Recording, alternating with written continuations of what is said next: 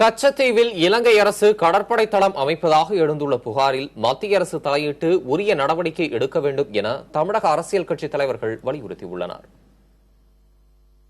ஒரு வழிபாட்டு தளத்திலே இராணுவத்தினர் இருப்பது என்பது ஏற்றுக்கொள்ளத்தக்கது அல்ல. ஒருவேளை அங்கே ஒரு இந்து கோயில் இருந்திருந்தால் இந்த அரசாங்கம் என்ன செய்திருக்கும் என்கிற கேள்வியும் அதில் எழுகிறது.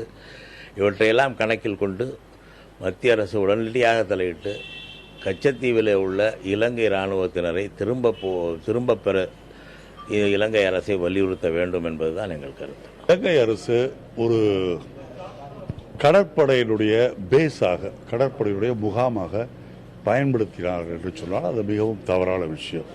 நாங்கள் தேவாலயம் கட்டுவதற்கு கடற்படையை குவித்திருக்கோம் என்று சொல்வதை ஏற்றுக்கொள்ள முடியாது.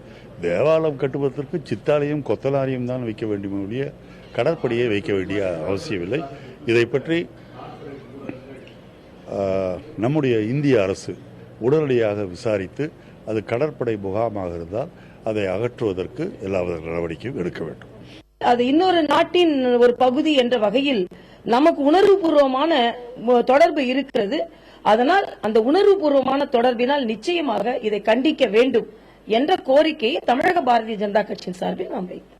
இந்தியாவின் எல்லைக்கு மிக அருகாமையில் இப்படி கப்பற்படை, இன்னொரு நாட்டு படை, அது நட்பு நாடோ எந்த நாடோ உலவுகிறது என்றால் பாதுகாப்பு கருதி அதை கவனித்து முதலில் இந்திய மக்களுக்கு அறிவிக்க வேண்டியது யார்?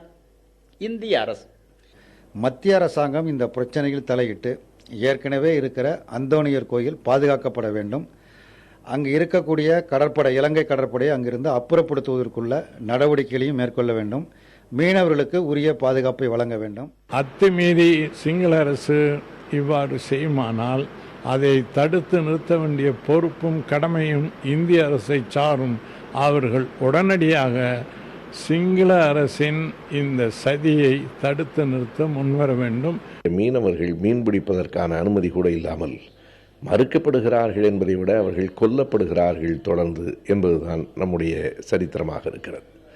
இந்த காலகட்டத்தில் இப்போது மறுபடியும் அவர்கள் அங்கே இராணுவ முகாமையே நிறுவி ஒரு பெரிய தளத்தை உருவாக்குகிறார்கள் என்பதை கேள்விப்படுகிற போது அது வேதனையும் குமுறலுமாக எதிர்க்க வேண்டிய ஒன்றாக இருக்கிறது. இதில் இந்திய அரசு உடனடியாக தலையிட்டு இலங்கை அரசை வலியுறுத்தி அந்த இராணுவ தளங்களை உருவாக்குவதை நிறுத்த வேண்டும். எல்லையோரத்தில் மீனவர் பாதுகாப்பு படையை கூட தமிழ்நாடு அரசு நினைச்சிருந்தா உருவாக்கியிருக்கலாம்.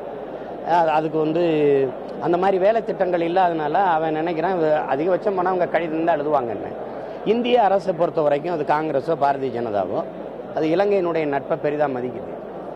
தமிழ் தேசிய மக்களினுடைய உரிமை, வாழ்வு, நலன் அதெல்லாம் தாண்டியும் கூட அது இலங்கையினுடைய நட்புங்கிற ஒரு காரணத்தை சொல்லிக்கொண்டு நாங்கள் எத்தனை லட்சம் பேர் செத்தாலும், நாங்கள் மொத்த பேரும் செத்தாலும் பரவாயில்ல, இலங்கையினுடைய நட்பு அவசியம்னு நினைக்குது.